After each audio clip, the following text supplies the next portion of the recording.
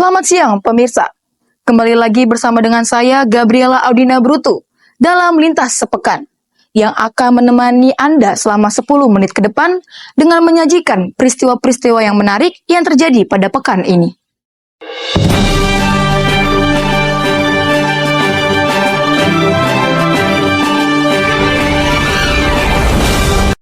Berita pertama hadir dari bakal calon Gubernur Banten, Arief Wismansyah bersama dengan Rumah Sakit Sari Asi mengadakan bakti sosial berupa cek kesehatan gratis di Kampung Sari Mulia, Kabupaten Lebak. Kegiatan ini disambut antusias oleh puluhan warga setempat yang memanfaatkan layanan pemeriksaan tekanan darah, gula darah, dan konsultasi kesehatan. Dalam kesempatan ini, Arief Wismansyah juga menekankan pentingnya menjaga kesehatan sejak dini dan memberikan edukasi tentang pentingnya fasilitas kesehatan di setiap kecamatan. Berikut laporan selengkapnya.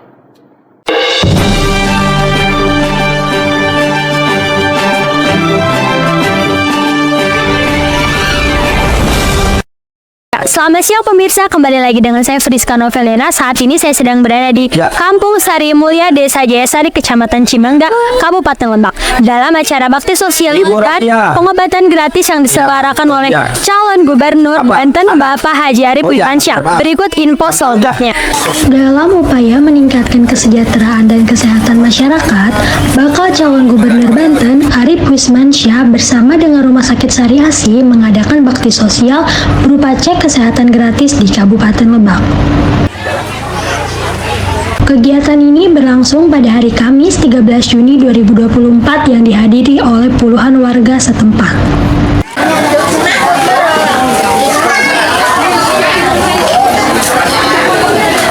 Tidak hanya pemeriksaan kesehatan, bakti sosial ini juga melibatkan pemberian vitamin dan obat-obatan gratis bagi mereka yang membutuhkan.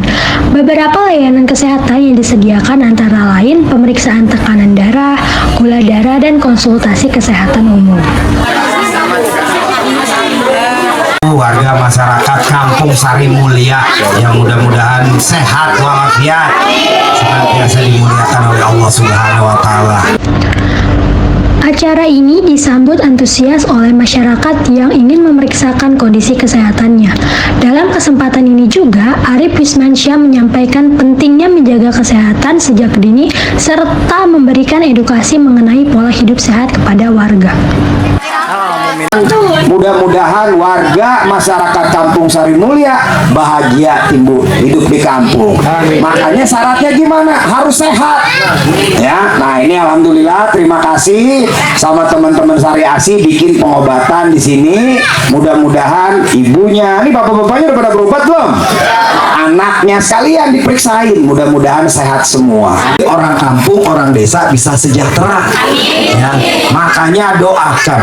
Doa itu senjatanya orang-orang beriman. Kita yakin sama Gusti Allah. Makanya alhamdulillah saya sebagai putra Tangerang, putra Banten, ya minta doanya mudah-mudahan kita tidak hanya membangun Tangerang, karena 15 tahun saya di kota Tangerang, ya mudah-mudahan saya juga ridhonya Allah, ridhonya Bapak Ibu membangun Banten yang kita tinggal. Jadi sehat-sehat semua Bapak Ibu, ya Pak Jaro, Pak Kepala Dusun, Pak RW, Pak RT, warga masyarakat tetap kompak guyup. Ya, atas kedatangannya. Ya, mangga. Ya, atur nuhun ya Bu, semua sehat ya. Ya Pak. Oh, pokoknya Pak sama Sidol. Ya. Sehat Bu, sehat Pak.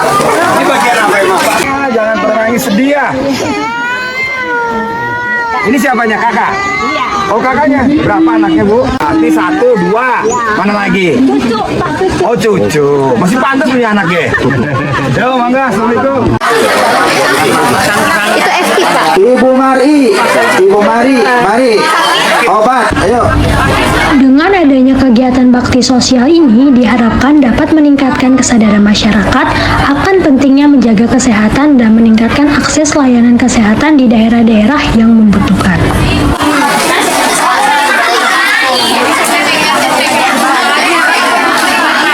Demikian laporan ini, saya Friska Noveliana melaporkan.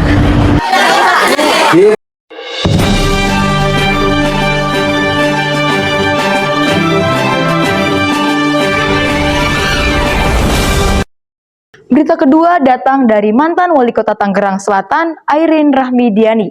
Setelah menyerahkan berkas bulan lalu ke DPP PDIP Banten, akhirnya mendapatkan jawaban. Ketua DPC PDIP Tangerang Selatan, Wanto Sugito mengatakan, saat ini DPP sudah menyodorkan surat tugas kepada Ade Sumardi untuk maju sebagai calon wakil gubernur Banten. DPP PDIP pun sedang menjalin komunikasi dengan Partai Golkar untuk mengusung Airin dengan Ketua DPD PDIP Banten, Ade Sumardi untuk maju di pemilihan Gubernur Banten 2024. Dan dalam waktu dekat, DPP PDIP akan menyerahkan surat rekomendasi pencalonan tersebut. Ade Sumardi sendiri mengatakan, dirinya memang akan maju di Pilkada Banten dan berharap bisa duet dengan Airin sebagai bakal calon gubernur. Sehingga tinggal menunggu momentum saja bagi DPP PDIP untuk menerbitkan surat tugas dan surat rekomendasi. Jangan kemana-mana, tetaplah bersama kami setelah jeda berikut ini.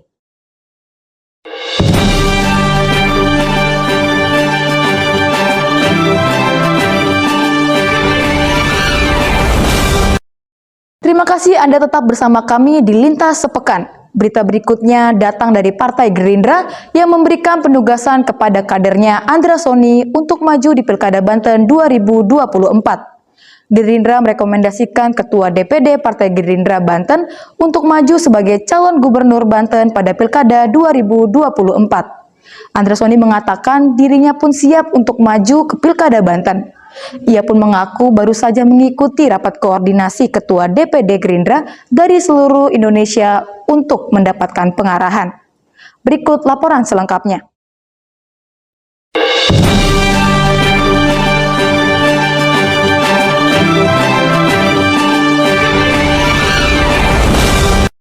Ketua DPD Partai Gerindra Banten Andra Soni menyatakan akan maju pada Pilkada Banten tahun 2024.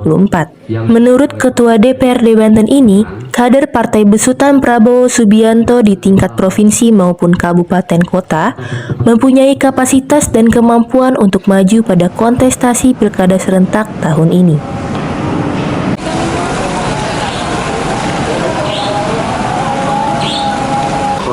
Visi misi Bapak sendiri, visi misi itu semua standar lah ya, semua bisa dibuat.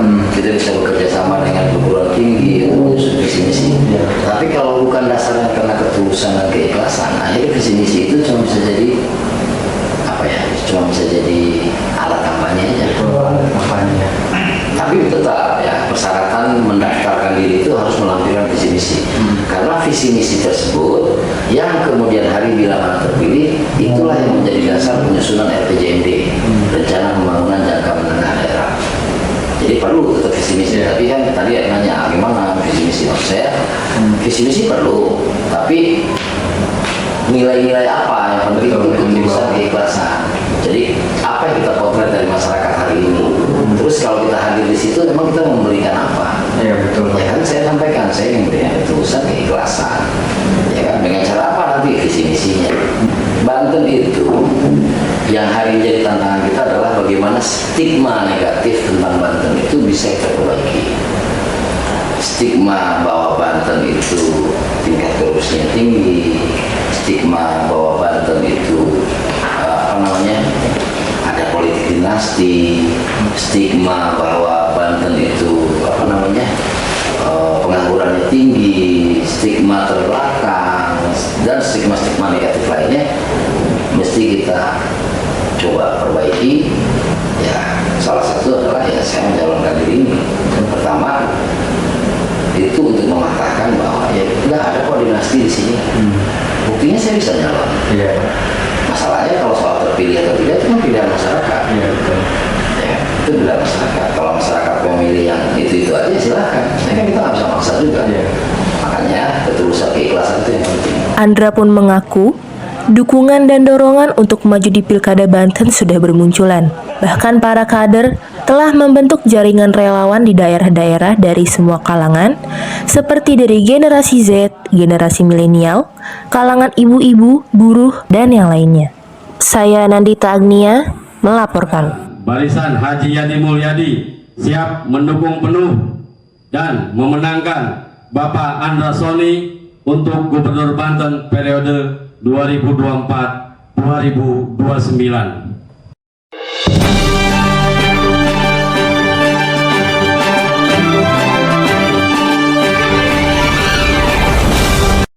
Pemirsa, Pilkada 2024 semakin dekat dan suasana politik di berbagai daerah mulai memanas.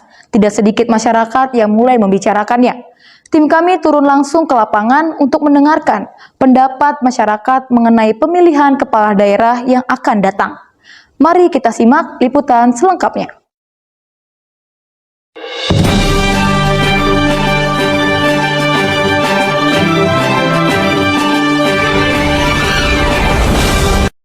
Selamat pagi pemirsa, saat ini saya sedang berada di Kota Serang, tepatnya di Terminal Pakupatan. Di sepanjang jalan menuju terminal ini, banyak sekali baliho-baliho yang menampilkan calon pemimpin yang akan maju di Pilkada Banten 2024. Mari kita dengarkan pendapat masyarakat setempat mengenai calon pemimpin yang diharapkan. Seperti yang dapat kita lihat, di sepanjang jalan raya Kota Serang ini terpampang berbagai baliho dengan ukuran yang berbeda-beda, menampilkan para calon kepala daerah lengkap dengan visi dan misi mereka. Yang adil, yang jujur. Tadinya nggak jujur, sekarang mah tuh alhamdulillah gitu. Ya, pemimpin yang jujur, yang adil gitu kan, bijaksana, terus memperhatikan masyarakat, kayak sembako gitu kan. Ya, lebih turun lagi lah sembako gitu kan. Kayak model ayam, telur gitu kan. Pokoknya mah sembako ya. Ya maksudnya pilkada ini biar apa sih, transparan gitu, jujur, adil, bijaksana lah. Pokoknya untuk rakyat lah, maksudnya biar rakyatnya itu apa namanya, adil, makmur, sejahtera gitu-gitu. Pun calonnya, gubernur kita, siapapun nanti yang jadi, saya kepengennya rakyat saya itu makmur.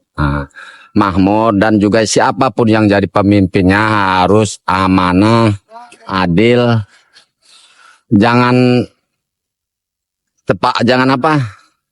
jangan soal janji-janji aja, pas waktu nyalon janji ini itu, pas waktu jadi lupa.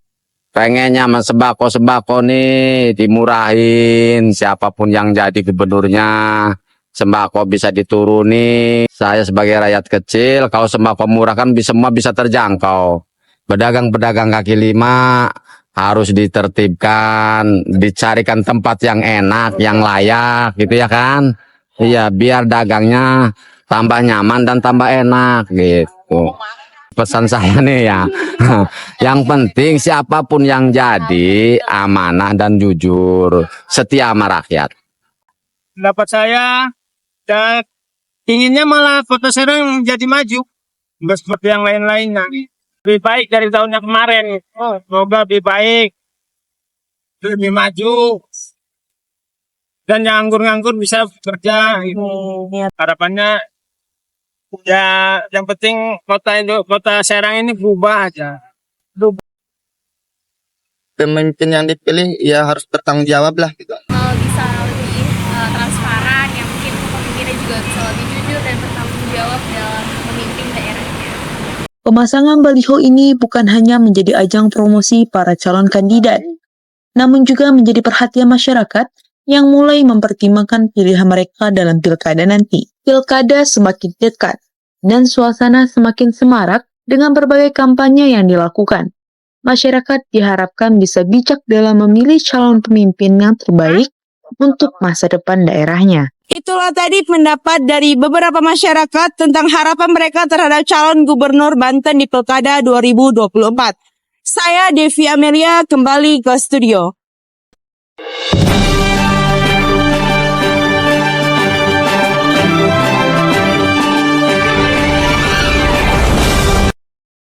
Baiklah pemirsa, berita tadi sekaligus mengakhiri perjumpaan kita kali ini. Terima kasih telah menyaksikan Berita Sepekan. Saya Gabriela Audina Brutu. Sampai jumpa.